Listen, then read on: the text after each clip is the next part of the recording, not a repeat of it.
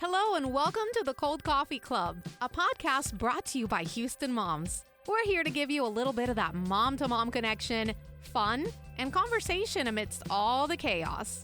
Join us as we take a break from doing all the things and explore the wide spectrum of this crazy motherhood role. We'll interview fun guests, talk about cool grown-up topics, laugh, share, and grow together. So go ahead, reheat that coffee, and put your feet up. Here we go. Good morning, Cold Coffee Club. Ashley here, and we have a great episode ahead today. Today we are digging into being working moms and what that looks like, juggling kids and family and our personal lives with also working. So before we get into that, we are going to do our tea. Let's spill the tea. So my win this week is just that, I'm just taking the smaller win. It's not super specific, but my house is just together. It is clean right now. I cut the grass this morning, super productive morning. I cleaned up. I was scrubbing toilets real quick before my day really officially started. And I just feel super great. I just feel really good in my space, and I love that. So I'm going to take that win. I'm going to enjoy it. I'm basking in it. I feel like my skin is glowing, that I just feel good about life right now. So I'm going to take that win. My cream and sugar this week. I'm really excited for this upcoming event that I cannot wait to go to. I'm definitely taking my kids on December 8th through 10th at NRG Center. The Jurassic Quest event is happening. You can get your tickets online at Jurassic Quest. This is just a great opportunity to bring those kiddos who love dinosaurs to go see some really cool life-size dinosaurs. They're painted and animated, and it's supposed to be an incredible event. I'm super pumped. My youngest loves dinosaurs, loves them so much that he's constantly correcting me at how the names are pronounced. It's a lot, but he thinks dinosaurs are the coolest, and I love that he loves them. So we are going as a family to Jurassic Quest sometime that weekend, and it sounds like a great event. Get your tickets now. I hear that it's super popular, so you might want to snag those early, and it makes a good early Christmas gift. So definitely want to get those tickets. So I got to sit down with two Houston Moms contributors. First, we have Chris Sizemore. She is actually our social media director for Houston Moms. And then I also sat down with Tiffany Harris, as she's a contributor with Houston Moms. And we just talked about what it's like being working moms. We all kind of have similar perspectives, but kind of different setups within our families. And so we really got to dig into what that looks like, what kind of support we need as working moms, what our day-to-day looks like, also raising children and working full-time. So we're going to dig into that and enjoy this chat between the three of us. All right, Cold Coffee Club. So today we have Chris Sizemore and Tiffany Harris joining us, and we are going to talk all about what it's like being working moms. So for starters, Chris, go ahead and introduce yourself first and tell us what you do. Hi, I'm Chris Sizemore. I own a marketing company. I'm a graphic designer, marketing consultant, social media manager, content creator, writer, podcaster. All the things. All the things. Basically, I do all the things except for bookkeeping. Bookkeeping is the worst, and God bless the people that do that for a living. I've been doing this for myself, contract and freelance, for I think close to 15 years now. Right. So it's I work for myself, which is wonderful and horrifying all at once. And do you work from home most of the time? Yes. Okay. I've worked from home since the beginning, and I think I always say one of the best things that came out of the pandemic was the fact that I could stop pretending that I was in an office. The dog would bark and I would be like, oh, that's just my neighbor. Or, it's so nice that the veil has been lifted on working from home, that we all actually have children and dishes and animals, and people ring the doorbell to cut down our trees in the middle of the day. It's a relief. And tell us a little bit about your family. So we homeschool, and I don't. It's my husband. He's full-time homeschool dad. He also is in TV production, so he does gigs. He works mostly sports. So we have one daughter and one dog, and so she's 10. And we never thought we'd be a homeschool family. I act as the primary breadwinner for the household. We have full role reversal, which just is a kind of a wild experience. It's given me a lot of insight to what dads may feel in this position, the stress, the pressure, the anxiety, all of that, the desire to perform. It was just, that all happened kind of right before COVID hit. So it's been a really interesting growing and learning experience for both of us. Yeah. Oh, that's awesome. Yeah, I can't wait to hear more about all that. Tiffany, tell us a little bit about yourself and your family. Hi, yes, I'm Tiffany Harris. I work at an educational tech company, so I do work from home.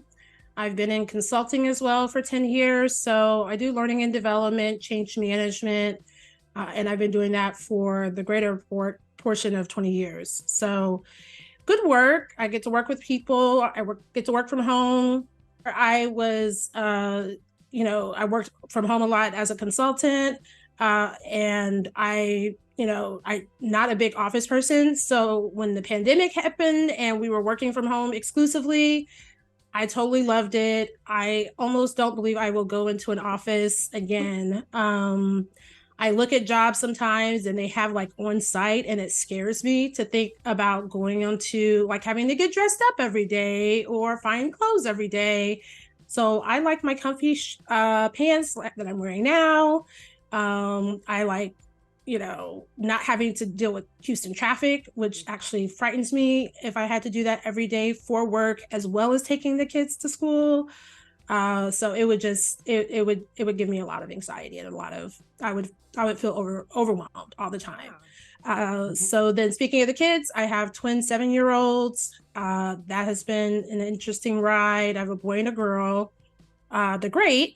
And I'm married, so full-time husband, we're a full-time family, and it's interesting. So he works full-time. He actually he does hybrid, so he's at home a couple days a week. I'm actually taking over the office right now. So because he's more of an office person, I'm more of a living room person. So yeah. So for me, I know a lot of our listeners don't know what I do other than podcasting. So I have been working I'm a studio manager for a photography stylist based in San Francisco. So I run her calendar, communicating with all the potential clients, doing contracts, estimates, making sure she has assistants on site for her shoots and all that. So it's a lot of behind the scenes stuff that I do for her. And then I also do intake and admin work for a therapy clinic. And then of course I am your trusty podcast host. So lots of things kind of bopping around. I do a lot of multitasking. That is the name of the game for me. And then of course I have my 3 sons. Luckily for me, the one good thing that comes from getting divorced, other than like being divorced, is that we do like a 1 week on, 1 week off. So my boys right now are with their dad, and that makes it, it changes the dynamic of getting work done from home. I do work from home, and the peace and quiet and the, not having to get up early to take people to school, all that, like it is really nice my day technically starts at 9 and I can literally be in bed until about 8:15. And then I'm like, all right, it's time to like wash my face and get my life together. And so, when the kids aren't here, it is a lot more chill. Yeah. So that is fun. But it is interesting. Since becoming a mom, I have not worked until I was separated, and it was like, oh gosh, it's time to jump on right back in. Like it had been almost 10 years and there was a whole panic that set in. Like, I don't even know what I know how to do anymore. I really don't know. So it was quite an adventure jumping back into the workforce. And like you said, Tiffany, I don't know if I could ever go back to an office setting now that I've gotten used to like, oh, I can do I can do everything at home. Yeah. No one even needs to know that I'm wearing pajama pants. It doesn't matter. Can we, like, are we all just have pajama pants on right now? Yeah, I have comfy pants. I did throw on a pair of shorts because I had to talk to the neighbor on my backyard. I was like, let me just get out of my pajama pants. Like, I'll always put on a shirt, but I was like, I'll put on, you know, something that looks relatively presentable when I go tell him he needs to fix his side of the fence. So. Take you seriously. Yes, exactly. I was like, I can't do that in flannel pajamas. Yes. Oh gosh. All right, so let's first off dig into like kind of what the day-to-day looks like as working moms. Kind of what does our schedule look like while also juggling families? So Chris, if you want to go first, just kind of tell us what your day looks like. Pure insanity? Is that a thing? It's a crazy thing because most of my work can be done from anywhere. Like I do most of it at home, but when the pandemic hit, we bought a trailer from friends and gutted it and redid the whole thing. And we traveled a lot. And so I was working on the road a lot. And that's something I still do legit. I'm also the voice behind Houston Mom's Instagram. And I was camping last week on my paddleboard on a lake posting. Awesome. And so like that's like our lives, and it's crazy to me that that's what we do, but I love it. And so schedule is, I have office time. I have a home office. That's where I am right now. It's wonderful and I love it. But you know, sometimes I'm like, I need to change of pace. Let's go to this coffee shop, or let's work from the patio or the couch or whatever. So, you know, we have a general schedule, but because we homeschool, we're so flexible. And because I work from home and work for myself, there's a lot of flexibility. But I think that sounds really wonderful, but there's a lot of self-determination, and you have to kind of be strict with yourself. Like it's hard to be like, okay, I have to sit down and work right now, knowing I really am looking at my garden going like, I could really go garden right now too. But so you have to be strict with yourself as well. But I mean, my schedule is insane. I could be doing anything at any day, anytime. It could be scheduling social media, or a client needs a commercial photo shoot, or, you know, I'm meeting with TV people to do TV ads, or it. But I love it. And that's part of why I love what I do, is because I get to do something different all the time, especially with different clients. I get to learn different industries. I get to understand their market and their demographics, and I freaking love that. I've had jobs where I'm like doing the same thing every day, and that is not my brain. Yeah. Like I do not function well in that space. So, you know, could my kid run in here at any moment and interrupt us? Absolutely. But I love that this is our life. So now that the kids are at school, so I should preface by saying that for the first 5 years, I kept them at home. We had a nanny, full-time nanny. I was not comfortable with sending the kids to daycare or preschool or anything else like that. And so the nanny, you know, we had a couple, and then we had one that stayed with us for several years. And so she did a lot of that learning. We even had a babysitter that came a couple of days a week, and she also helped with the learning. So I just didn't see a need for sending them to school. So I've only been like really kid free for about 1.5 years or so. They did a little bit of kindergarten, but that was only a couple of days a week. So now that they're in school, it is like our exact worst nightmare, because we're not like early morning people. We're not superly structured people. So having to get up, I think my husband, in the beginning, I was taking care of breakfast. He then took over breakfast, which was a great relief. So he gets up, you know, somewhere between 6 and 6:15 to get breakfast started. I take the back end of making sure they get dressed. This year, as second graders, they are a lot more responsible about wanting to be on time to school, which the first year they could have completely cared less about, like completely cared less about.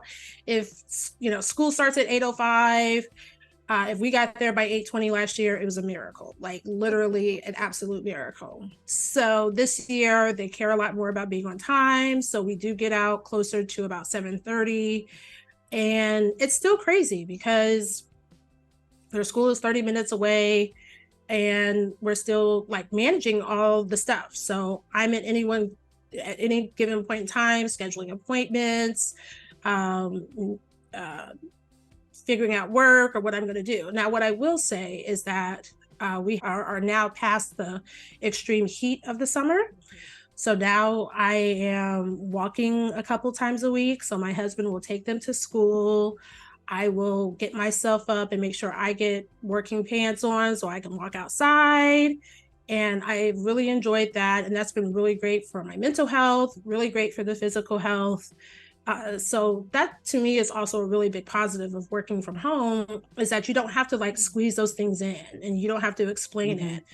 In fact, what I did with work when I started it at the beginning of last month, because we had a whole week of like 50-degree weather in October, and I was motivated at that point to keep it up. So I told them, and my company is actually based on the West Coast, so it does actually afford me a couple of hours even.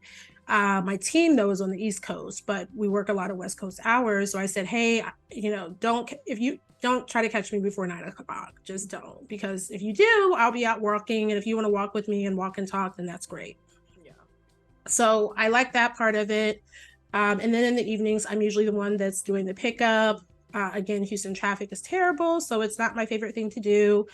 I have discussed like Uber situations or other pickup situations. I'm not terribly comfortable with people in the car with my kids, my husband and I, so we do agree with that. And I just think it would be overly expensive for no reason. So we do the pickup, but it allows us the opportunity to talk with the teachers and get a feel for their day, and just to have that kind of bonding time with them if they decide to talk. Some days they don't, which is fine as well.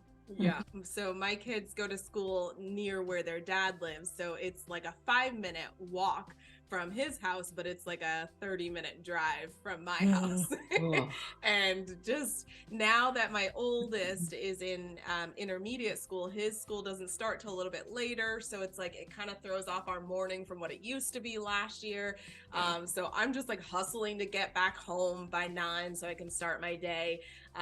But overall, like, it's amazing. I'm glad we all work from home so we can kind of chat about that, but it is amazing having that flexibility of like being in the middle of the workday and then realizing like, oh, I forgot to put that load of laundry in the dryer. I can go do that really quick. I'm not at work, like, dang it, I forgot, and there's nothing I can do about it. And now you have to rewash it when you get home. Exactly. Or it's like, take the meat out of the freezer. I can do that, and I don't have to be mad when I get home from work and I'm like, no one took the meat out of the freezer. What is happening? So I absolutely love that flexibility. Some days I'll like take a lunch and I'm like, I'm not hungry, but the grass needs to be cut. And I'm like, great time to do that. Like, I absolutely love being at home and having the ability to, take care of things, be there for whatever's needed. Like, oh, so-and-so has a performance at school. Okay, cool. I can let my boss know I'm going to go to the performance and then I'll come back and get back to work. And it's just like, no problem, no issues whatsoever. The downside that I experience is that, Thanksgiving break is coming up. When this episode airs, I think we will have just passed Thanksgiving break, but I can already tell you I'm struggling with it, and I haven't even started it yet, but I'm like struggling with Thanksgiving break because it's just like trying to do all the things, but then like people want to talk to you and like, Mom, watch this. Mom, can I do this? Can I have a snack? Like, what? And like you, Chris, I homeschooled I started homeschooling during COVID. And at that time I wasn't working. And we continued homeschooling up through 2022 is when my kids went back to school for the first time since COVID. So I had gone through the entire process of getting separated, getting divorced, moving to a new apartment, working several jobs at that time while homeschooling. And I was like, I hate everything about this. Like, I hate it. I couldn't even hide it anymore. Because at first I was like the homeschooling Miss Frizzle. Like, I was amazing at first. And I was like, guys, we're going to do an art project. Then we're going to go on a field trip. Then we're going to go on a nature walk. Like, I was doing all the things. And then after a certain point, and trying to work, I was like, you guys get a packet. Here you go. Like, I can't, y'all. I can't. And I would be like trying to do meetings and there'd be people tapping on my door. Like they would try to be quiet. It wasn't quiet, but they were like, Mom, can you hear me? I have to show you something. Like, so I bought it's online. It looks like it's on Amazon. It looks like a neon light, and it says on air. And it's hung outside my office. If I'm on a call, if I'm on a podcast, if we're recording or something, it's on, and they know I'm on air. It sounds like you're dealing with reasonable people though, because mine don't care. I just put like a stop sign. I printed out a stop sign and I was like, if the stop sign is on the door, that means I can't talk right now. That changed nothing. I guess they are reasonable. I mean, my daughter will still come in here and like try to mouth words to me, and I'm like, I don't even know what you're doing. Like that is more distracting than just like sliding me a note. Right? I have a funny story. When they were young and we were about to go out of town, so I didn't have a nanny there. And they were probably 2 years old. We were headed out of town. I told my husband, do not go to work. Do not go to work. I had a big meeting. He still went into work. Somehow or another, they found paint. And I'm on the meeting and I'm in the office. I am where I am now. And I see paint on their hands. Why do you have paint on your hands? Like blue paint. And then I turn around and they have poured paint, red and nice rich blue paint all on the carpet. And I nearly freaked out on the car. Let's just say my husband also was not on the good receiving end that day. Because I was like, I told you not to go to work. I told you not to go to work. And it was, I mean, they had it all over their hands and they thought they were like the most, intelligent people in the world. And I was like, you have ruined carpet. And this is when we didn't own our home at the time. So it was a rented place and we had carpet like soaked through the path. It was awful. I can't even tell you how they found it, like why they decided to find it that particular day. I was so upset. Like I could have been more upset. Yeah. I have to say, like 10 years old, like something switched. Yeah. Issa came flying up here and she's like, Mom, look what I made. And she has ceramic handprints that she's made. Like, I guess she had a kit. And I was like, what? You played with plaster? In my head, I was like, that's a mom help thing. I wonder what the downstairs looks like. And I went down and like, other than like a little bit of plaster on the counter, completely cleaned up. Yeah. I was like, yeah, we have leveled up. Yep. Something has changed. Yeah. And the other thing is like, she knows how to cook. And so she'll just bring me breakfast in my office.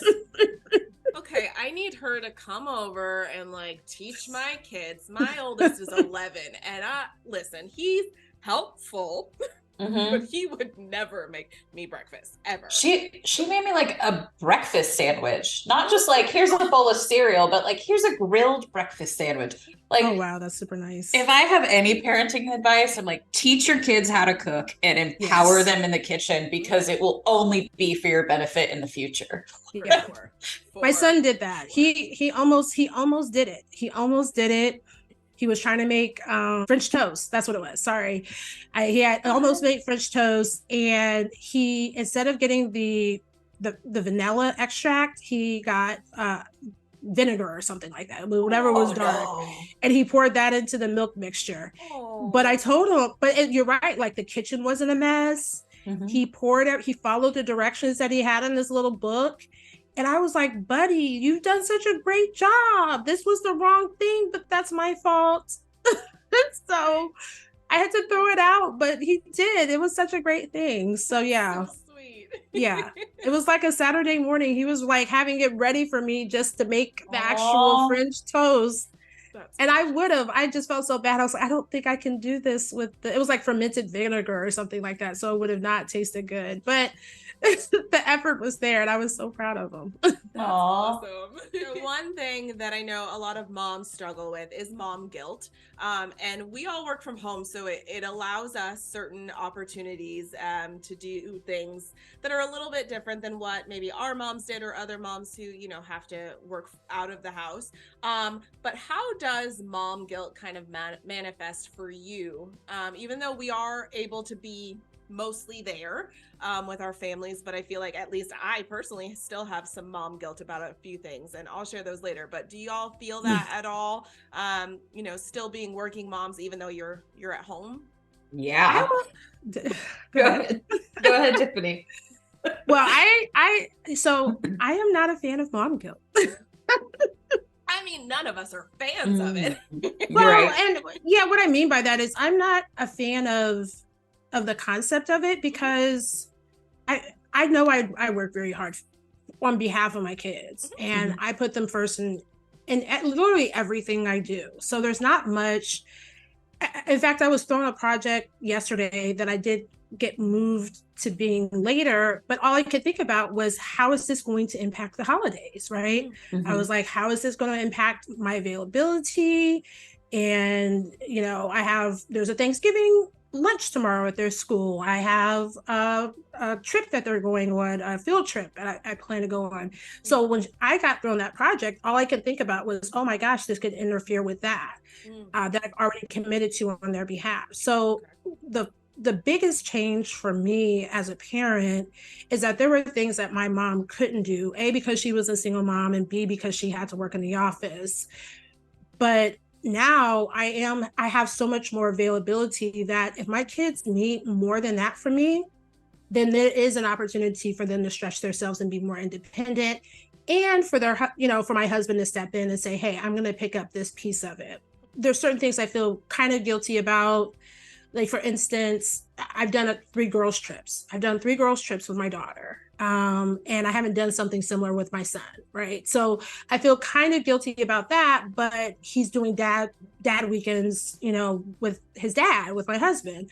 So it's not like he's just being left by himself or left with a babysitter or anything else like that. He is doing something fun. Like, my encouragement for women and moms is, like, you have to really give yourself a lot of grace. You have to give yourself a lot of grace and a lot of permission to say, I can't be at everything, because my mom was not guilty. My mom didn't go to basketball games. She was late for picking us up for everything.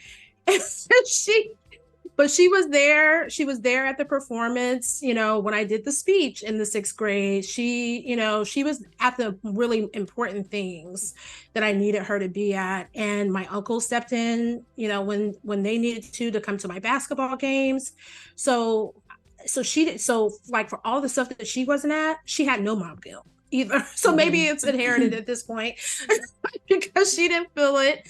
And then now me, all these years later, I'm also the same. Like, you have my entire heart, soul, spirit, everything. So I can't give you anything more. And so I can't feel guilty about the little pieces that I just don't have.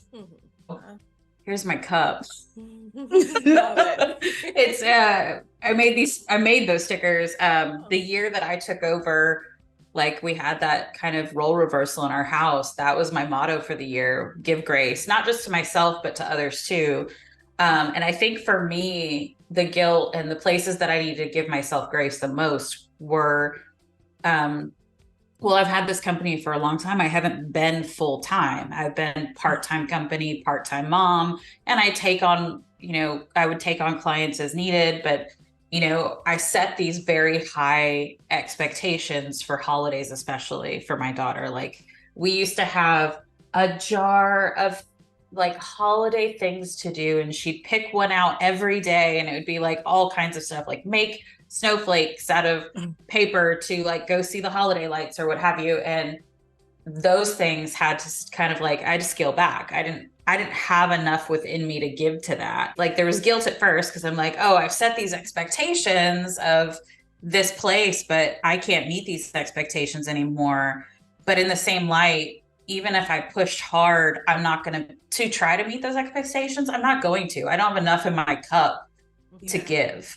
And so there was a lot of giving grace and releasing myself of the guilt. And but in the same light, her and I were so close because we spent so much time together that now, you know, my husband went from working in a high management position in retail and a lot of overnight, and he wasn't around for a lot of like the toddler years and stuff with her, but now he's here all the time. And so they get that time now. And I'm very, very thankful for that. So, you know, where I've not been able to have enough of me to give, he stepped in and filled in that role. The Enneagram 8 in me wants it to be exactly how I did it. But like, so that was also a learning experience. Like, well, I would be like cutting out paper snowflakes with her.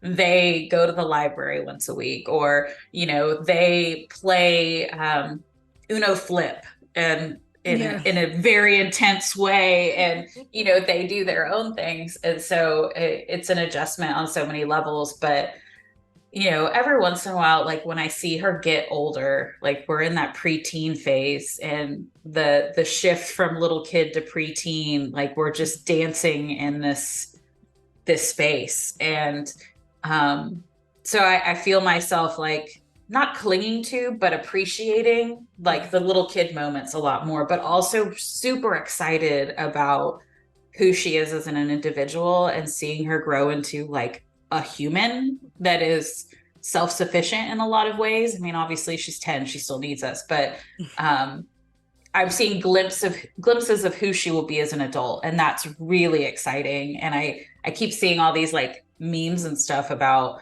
you know, you only get 18 summers. And like, I was with my mom the other day and I was like, I'm 38 and I still hang out with you in the summertime. Like, you've gotten 38 summers. And I feel like all those things are just like an underhanded way to make moms feel guilty. So and we don't need that. Like, we're doing the best we can. And, you know, I often think about my experiences with my parents and like the things that I remember. And I don't ever think back, and I'm not like, oh, mom couldn't make that softball game. My dad was there, or, you know, she came and celebrated later, or, you know, whatever. My parents were divorced and both single parents working. And so we had to work around that. But I think we put a lot more pressure on ourselves than we need to, especially because our kids are going to remember, hey, mom, remember that time that I spilled paint all over the carpet? And I live to tell about it. Yeah. And I'm still here. And then we have this opportunity that when their kids do it, we're like, yeah, see? Yeah. I feel like the kids remember what they have versus what they don't have, right? Absolutely. So they don't focus in on the negative at all. Yeah. That's just kind of not that's not even really the level that they operate at. They really do focus in on what they have. They make up the stuff that they don't have. Like, my kids I'll hear them talking about the places they'll go or places they've been and how they'll get there. And they're making this stuff up as they go along, but not more so in kind of just like creative, you know, thinking out of their head, not because we've done anything wrong in it. So yeah, that's why I say I'm like, I am doing the best I can. I am very hard on myself in general, just about all the things. So even when I was like a stay-at-home mom, I was like, I'm not doing enough. Like, they need more, and they should be speaking these languages, and they should, like, I really was just like, I'm not doing enough.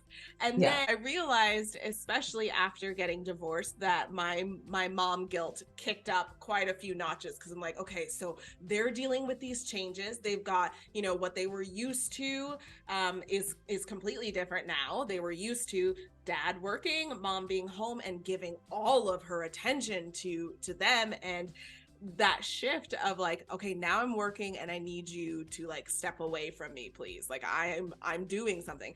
And I just developed guilt from that, because I'm like, that's gotta be hard. Like, everything was uprooted to them. And I knew that like it felt very uprooted to me. So I couldn't imagine what they must be feeling. So that's where a lot of my guilt came from. But like you said, Tiffany, I'm doing the best I can. So I mean, like, yeah, there are still times where I have to say, even though I work from home, I have to say, I can't chaperone this field trip. I have too many things going on because now I work. Does that mean that I'm not going to, you know, do other things or show up for the next thing or whatever? There are other opportunities. And, you know, as much as I think it's great for my kids to have to accept, like, hey, mom can't do all the things I want her to do. There's still a part of me that wants to be able to do all the things. I'm like, I want to be there for everything. I'm always here. Whatever you need, I've got it. And I'm like, but I don't. And then another thing, working from home, I find it's easier to start mixing up your boundaries. So for example, like if you're not setting a set schedule, and a lot of us, it doesn't seem like we necessarily have to have a set schedule with our jobs. But if you don't set like a window and then it starts to bleed over into time, like, oh, I was supposed to do this with the kids, but instead I'm, you know, responding to emails, it gets really muddled. And then that's kind of, for me at least, that's where a lot of the mom guilt came from too. You know, I was trying to establish boundaries with people I was working with, and, you know, hey, I'm out at this time, and they'd be like, they would text me at like 5 or 6 o'clock and then say like, hey, can you do a meeting real quick? I really need to talk to you about this. And I'm like, it's almost dinner time. I shouldn't, but like I was so new to it, and I was like, I desperately need these jobs to work out. So then I was making exceptions, and then it was like, Mom, you said we were gonna this. And so that was another thing too, is just making sure to set those boundaries and know that like, hey, yes, you know, if you have to work, you have to work, but like establishing like, hey, this time is for my family. This time is, I need to be here. I need to be present with what's going on with my kids. And so that took me a minute to figure out. And that's where a lot of my stress was coming from. And I find that when you tell people, like even in the beginning, when I started working from home, like really like full time, my husband had no concept of what that meant. He thought I would, like, he didn't think literally that I was sitting around taking a meeting once a day and eating bonbons, but he literally kind of thought that I did. I made a paycheck. Has anybody had a bonbon? Like, is that like, that's what we always say? I don't even know what it is. I don't know. I've seen it once. I've seen them. I've never had them. I assume they're good because that's what they say. That's what people are sitting around eating. They must be delicious. They must be incredible. But the other day I was like, who's eating these? What even are they? Where are you like, getting them? That's how disconnected we are from that life, that we don't even know what they are. Exactly. I mean, I should say this because this is gonna air on live, but he did. I had to do. I was supposed to go grocery shopping, and he said, "Well, you could do it," and I said, "No, I can't." He said, "Well, you're at home." I said, "Dude, I am working. Like, working from home. Like that's not a part-time job or a quarter of a time job. It's a full-time job." And so, like, my big thing is my kids don't get home cooked meals because I don't have time to cook in the middle of the day. I do, like, I'm not a big elaborate meal person, but you have to kind of stand at the stove to cook and not burn your house down. So, so that's like one of the areas where I don't excel at every single week. So 2 weeks a month, they're probably going to have, you know, a meal home cooked, you know, 3 days a week. Maybe the other 2 weeks a month, it might be 1 day a week. It also doesn't help that I have kids at the age where they're very picky and they have like two things that they like. Yeah. But, you know, but again, like my husband probably feels more guilt behind that than I do. I'm like, hey, if they want to eat macaroni and cheese every day, guess what? I'm going to go to the store he wants to go to, and he's going to get macaroni and cheese every day. And if that requires me not to have to make chicken for the night, guess what? I'm not making chicken. Yeah. I mean, I like take things off my plate. I don't need to add things to my plate to feel guilty about, or things that I'm not, or to tell me I'm not doing something, and they don't appreciate it. That's the other way I got rid of the mom guilt. It's like, if they don't really fully appreciate it, then I am putting a lot of pressure on myself for not a lot of added value at the end of the day. So For sure. So that's the other reason why I just like, what gives you the most satisfaction? Is it eating the macaroni and cheese from this place? Then guess what? I will get that for you. Boundaries, that's huge. Because I've been in this work from home place for so long. Before it was cool. It was always cool, Chris. It was always cool. It was always cool. It was always cool. I've always at least for me.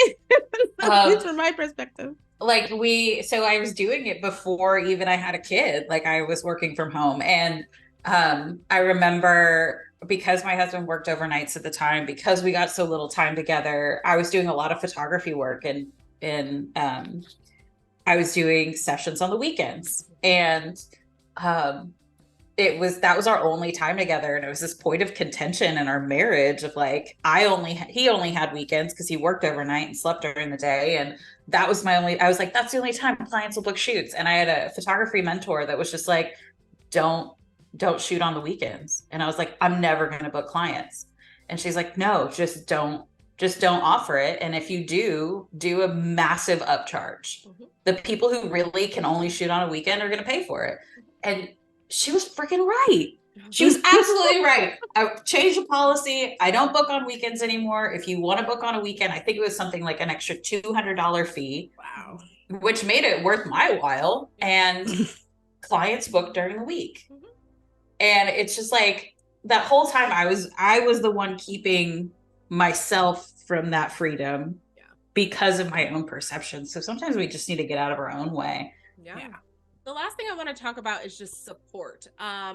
So the two of you are married. What does that look like as far as like how your spouses support you in, you being a working mom? And then also like, what other sources of support do you have? Do you have like in-laws and all that? And like, how do they lend a hand to you?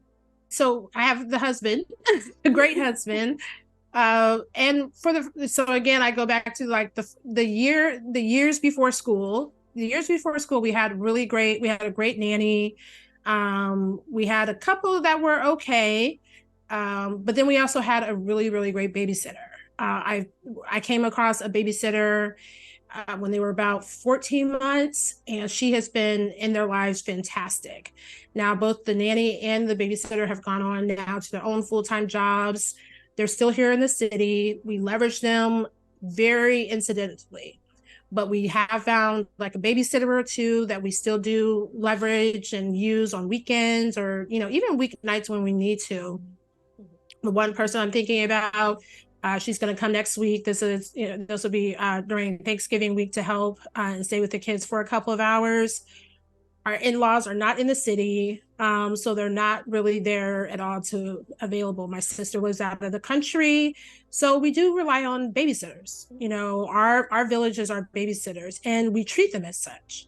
So I think that's also really important. If you don't have in-laws, if you don't have other close friends or anything like that can watch your kids, treat your babysitters, nannies like gold. If that's who they are, then treat them like gold. In fact, when we did the girls trip weekend, it was my kid's nanny, so she's now more of a family friend. I don't even introduce her as a nanny because she's not their nanny anymore, but she is definitely a family friend. I expect her to be a person that my daughter will grow up with. So as she grows and becomes a wife and a mom, we were even talking about this over the girls trip. Like, I can't imagine her being a mom and then my daughter maybe babysitting her kids or being a friend to her kids. So it's just, like keeping that community.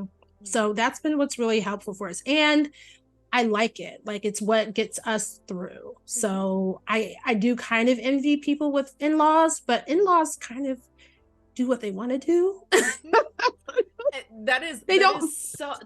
I love that you point that out, because I said that a long time ago. I was like, I would rather just pay somebody who's gonna do what I asked them to do than like someone whose family is like, I'm grandma, I could do whatever I want. Like, yeah, but no. Like, yeah, they don't drink pop. Like, my kids don't drink pop. Mine don't either. if they were with my mom's, I'm 100% sure they'd be drinking pop, and I would be like mortified. I'd be like, "You can't watch my kids. I'm so sorry. Like, I love you. We'll visit, but you can't watch my kids because if you let them drink pop, then it's a deal breaker for me." Yep. You have a story. We're gonna save that for off air. I have so many stories. That's the problem. Yeah. You and I both. Yeah. Yeah. So our nannies actually work out well for our village because nannies and babysitters, and even when they're with them, so they love them like as if they were nieces and nephews or whatever, but but they now know how we like what's important to us. If they were with my mom, I'm 100% sure she'd be doing the babysitter by TV motion, sitting them in front of a TV, and I would still be mortified. I'd be like, you can't have them watching TV at 2:00 in the afternoon.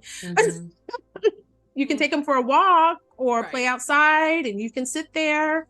So yeah, so at least they value. That's what it really is. It's not necessarily do what we tell them to do, is that they value what we want for our kids and the way that they're raised. And they're not encumbered by, oh, this was the way I was raised or anything else like that. So that's probably what I most appreciate. Not even probably, but that's definitely what I most appreciate about that extended village of babysitters and nannies and things like that, is because they have adopted and can buy into the things that you value without concerning themselves with however they were raised or whatever their thoughts on raising kids are. Wow. Yeah, my in-laws are here, my parents are here, my brother and his wife and everybody's here. But I think like, because we've got this role reversal thing, we both support each other, right? He supports me in every endeavor for my career and for our business. I support him in being teacher dad and pursuing this new venue of TV production. And like we're both supportive of each other, but it's when it gets down to like the nitty gritty practicalities of things where like my brain goes, I was gone all last week. Legitimately, we had counseling right before this about this very thing. I was gone all last week, and there's still Halloween decorations outside. And my brain is like, you could have done that. Why didn't you do that? And so like, it's in like these little nitty gritty things that we're still supporting each other in both of our endeavors, but we have to like work out the crap in between the support to make it true support. So,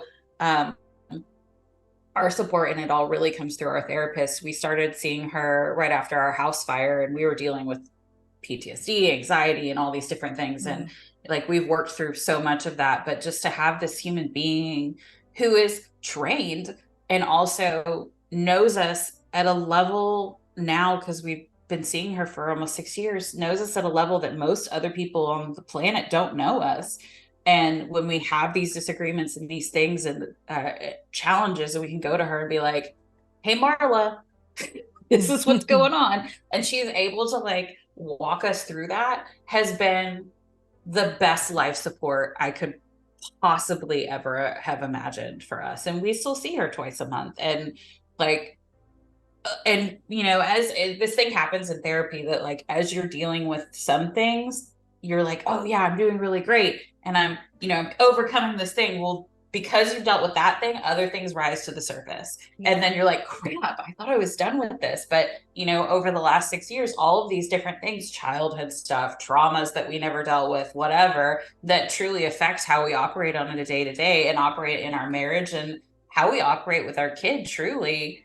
All of these things have surfaced up through therapy, and we've been able to work through them, which seriously has been the greatest support ever. And I have parents who, my dad owned his own business for 35 years. He's retired. My mom is an artist in Houston, and she still does that, and she's worked for herself. So like me working for myself feels natural because that's what I grew up with. So they're always supportive. I was most uncomfortable when I was working in an office.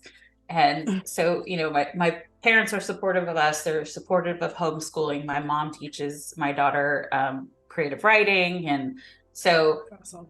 we have a really great support system behind us, but truly, like, our therapist, she joked about retiring recently because she's older. She's like our parents' age. And I was like, that is not an option. You cannot. Nope. Nope. She can retire everybody else, not you guys. Yeah. But I was like, does that mean we get to just be like friends? Because we get along really well, and we have we have a lot of interest in, sometimes our therapy sessions turn into like theological discussions or whatever. And so it's great. But I mean, I think there's this stigma. It's slowly unattaching itself from therapy, but there's a stigma to therapy that like you have to have something wrong with you to go. And that's not true. Like, I always say, you go to the gym to work out your body. Why wouldn't you talk to a therapist to work out your emotional mind? Like, and people are posting about going to the gym, but I've often thought I should just post something every time I go to therapy. Had therapy today. Worked on some, it was a rough one, like. No, I started seeing one. So I saw one years ago in my 20s, and I started seeing one last year because I was just overwhelmed, and I could not pull myself out of it. Like, I just didn't even know where to begin. And I saw her last month, and she literally the next day I was able to apply what she had told me into a situation that involved my kids. Mm-hmm. And then she even was like, like helping me even drive boundaries at work. Because we work from home, I am very like all in, like 120%. And she was like, why? Like, did someone tell you that you had to be that way? So she's really helped. Yeah. And I agree with you, Chris. Like, I say it around the kids, more importantly, because I want them to know that I am getting help in other ways that has nothing to do with your dad or anything else like that. And when they feel like there's going to be a point in time when they might need it, hey, no shame, no judgment. This is an avenue for you to figure it out. Like, full stop. Like, I am not your only source. Exactly. Normalizing therapy for our kids. I think I wrote something for Houston moms about that, truly. Okay, I will look that up and plug it in our show notes, because I feel like this needs to be shared and talked about. And even after the fire, I left a candle lit. I was my fault, all of this kind of thing. And it took a long time. Did. Yeah. I remember that one.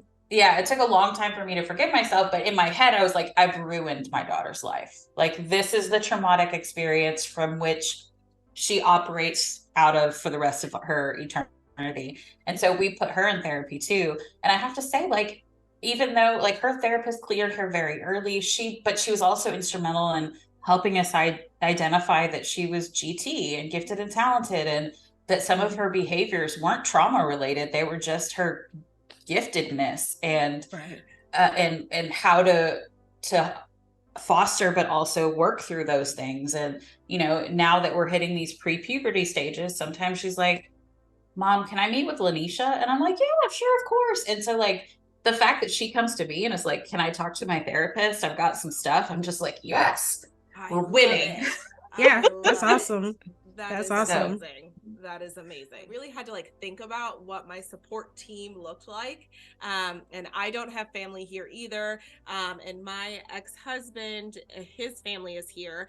And I realized that as much as we don't always get along, we've been pretty good at supporting each other when we can.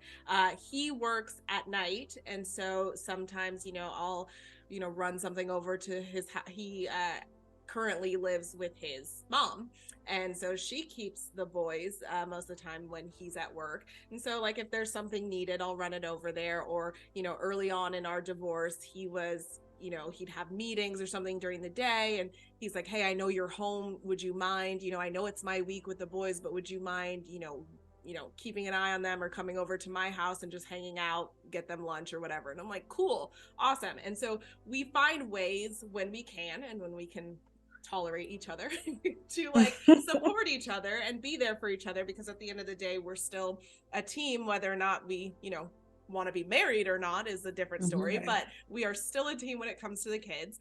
And I do have a circle of single mom friends who we do our best to help support each other. And like, if I can keep your kiddo while you have a work event going on, awesome. I'll do that. And vice versa. And so that's really nice to have as well. And thankfully, I work for people who are very understanding of the fact that like, hey, I'm a single mom. There are weeks I have my boys. Hey, it's Thanksgiving break. It's going to be kind of chaos here. I need you to work with me. And so for the most part, they're very much just like, girl, do what you got to do. Like, I'll talk to you later. And I'm like, thank you so much. And so it's really nice. And, coming from my, back story of being a stay-at-home mom, and like everything looked very different back then. I just took care of the household and everything in it and the kids while he went to work, and now it's like, oh dang, so I have to do like a little bit of both now. Like I gotta work, but I also gotta like figure out what are we eating for dinner. Like, y'all gotta eat again? Like, did you just eat? Yes, didn't you just eat? Just ate. I'm like, they're hungry all the time. I know. And it's why so is funny. that a real thing? That's like such a real thing. It's crazy. They are always hungry. when we stopped having babysitters at the house and they had to be at home with me, I was like, why do you eat every 20 minutes? And one time my ex-husband called me about that. He was like, were they always like this? And I'm like, what do you mean? He's like always eating. And he's like, if it's not like a meal time, it's a snack time. If it's not a snack time, refill my water bottle. Like, oh my gosh. I'm like, all the time. Bro, I tried to tell you. And then put them in sports. Like, her daughter had swim practice and then dance class right after. And she ate like 3 dinners last night. I kid you not. Like how? Where is it going? You're a very small human. Right. Like, it's insane. Yes. It is absolutely the water insane. thing. The water, refill my water. Yes. Like, are you big enough to do this on your own? I would say. I think you are. Yes. Why are you coming in here to the meeting that you know I'm on? Right. To refill a water. Can we, like, were we just all super dehydrated as children? Like, clearly, we were never had a water bottle? I played outside. They're like, here's the hose. Yeah, okay. Yes. It's a different world. I told my kids to go drink from the hose, and they're like, no, that water's not like clean. And I'm like, who are you? I was like, turn on that hose right now. You're gonna drink from this hose. My kids are adorable but bougie. So yeah, they're like, we don't drink from the hose. The hose is sitting in mud. And I'm like, yeah, you use the hose to clean the hose and then you drink out of it. Like, you're fine. Yeah. It's dirt. The stuff that you play in anyway and then put your hands in your mouth from. Exactly. Yep. Now all of a sudden you can't drink from the Right. One really cool thing that I have to put out there is that like I've never had a nanny. I sort of have like a babysitter on and off when I have things going on in my life, but not during the day. And I will say that it is really great, at least working from home, that like if there's a sick day, my kid can stay home and it's not the worst thing in the world. And I always have to point out that this is such like a privilege to have, because it changes how I parent. So I remember when I was a kid, like my mom was very adamant, like, don't go outside with wet hair, put on a coat, do all these things. And I'm like, I just did it because you're on me about it. But like my kids, if they go out without a coat and they happen to get sick, I mean, did you learn something? Maybe you needed a jacket. Yeah. And is it the end of the world? Is mom going to miss work and we can't afford things because you're sick? No, like we're going to be fine. Did you forget your lunchbox or something? Well, lesson learned, and I'll bring it to you later. Like I love that we have the opportunity for us to not have to parent out of like survival mode all the time. We have that luxury of being like, all right, well, I'm gonna let you learn this lesson and then I'll help you out in a minute. But like, did you learn something? Are we okay? Are we gonna be okay? Cool. Because I look at so much of what happened with my mom being a working mom and all the stresses that came from that and trying to juggle being a mom. And so she parented me out of survival mode, and there were so many rules and restrictions and like, don't do this, but make sure to do that. And I'm like, I love that I have the ability to let my kids be kids and be like, all right, well, now we can move on and everything's fine. It is very helpful. It's so funny because my sister and I talk. I have a sister that's a year and a half younger than me. I also have a brother much younger, 17 years younger than me. But my sister and I grew up together, latchkey kids, and we'd be at home. And like, it's not a stretch to say that we probably almost died a couple times just because, you know, we were doing things. Yes. Like I tried to swallow a vitamin one time and it got stuck in the back of my throat. And so I couldn't breathe. And then my sister was like not paying attention and she didn't know what was wrong. So I couldn't breathe. Like that could have been the end. Could have been the end. And my mom's at work. Yeah. My sister passed out one time. Just passed out. Oh my god! And I didn't know what to do. And that just made my anxiety go up. So. I know, but that's what happened. And I, you know, fortunately, I mean, hopefully and prayerfully, I don't have to go back to work or go back to work in an office.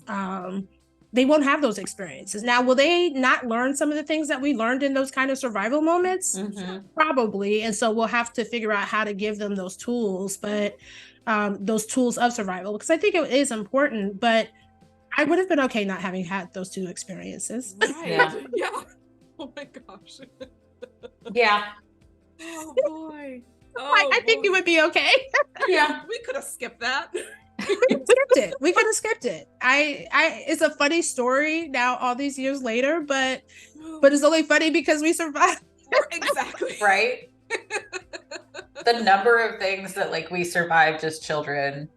Like I used to ride, my mom had like a Lincoln Continental and it had that giant back dashboard, right, with the window. I used to sit on that when we were driving around and ride back there. Like seatbelts? What? Oh, gosh. I don't even very like times. I know. Very different. It's amazing that we're all alive. Seriously. Laughing about it. Right? But we know we're not going to do that to our kids. Nope. Exactly. Before we completely wrap up, just share also like where people, I see Chris, you have your Instagram handle on your name thingy. Oh, I sure do. I forgot about that. So if you want to have any parting thoughts and then also share where our listeners can find you, that would be awesome. Yeah, I'm Stronger Than Fire on Instagram, and then strongerthanfire.com is my personal blog. So if you want to read about our fire story, it's all there in the nitty gritty, what a panic attack feels like, all of it. And then, you know, stuff outside of that too, like we travel a lot. So there's a lot of that on there, but yeah, so that's where you can find me. And then from there, you can find my graphic design business and everything else too. But yeah. Parting thoughts. I just say like in my blogs particularly with Houston Moms, it's all about just the grace. Like I did the series of the consequences of pregnancy because I was just like, these are all the crazy things that happen with having been pregnant and then having had twins. And no one talks about, like, my first one, I think, was around my shoes and how I grew a whole size bigger in my foot. I had to throw away all my shoes. So I've talked a lot about just the ways that I've given myself grace and learned. And that's really, for me, what it's about with being a parent. It's not about the beating myself up. My therapist, as we were talking about therapists, she was like, well, do you have time for your kids with all that you do? And I said, I prioritize them 100%. But with that said, I also prioritize myself, and I give grace as we navigate this life because I've never been a parent. And so I'm learning along the way. So that's what I would just encourage moms is like, just give yourself grace, give yourself space, take a breather. Your kids aren't always wrong and neither are you. So you can say, I'm sorry on either side and everybody's okay. In terms of where to find me, I am not like super big on social media, but I am at Mrs. Brown Girl 10 on Instagram. So that's where you can find me.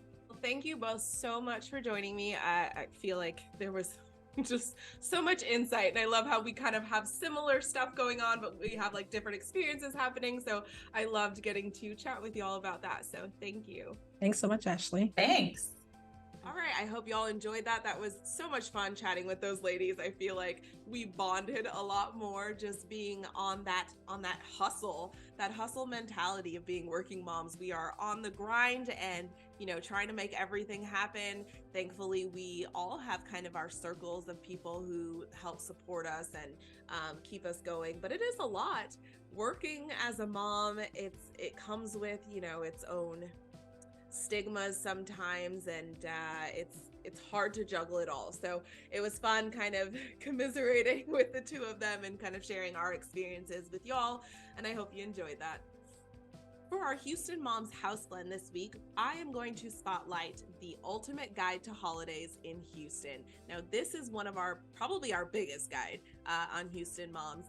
This is the all-encompassing guide of holiday fun that you need to bookmark and have in your back pocket. Okay, so we have it broken down into sections. We have special holiday events in and around Houston. There's a section called Houston's Most Impressive Holiday Lights, Houston area Santa sightings, Houston area fun runs and walks, and Houston area Christmas tree farms. So, everything is there. It's incredible. So if you're looking for, where to go create that authentic Christmas experience and go cut down a tree as a family and bring it home, we have that here ready for you. If you are an active family and you like to go on fun runs and walks, we have that there for you. And all you got to do is mark your calendar. It's there waiting for you. Santa sightings, listen, your kiddos need to bring those Christmas lists and go chat with the big guy.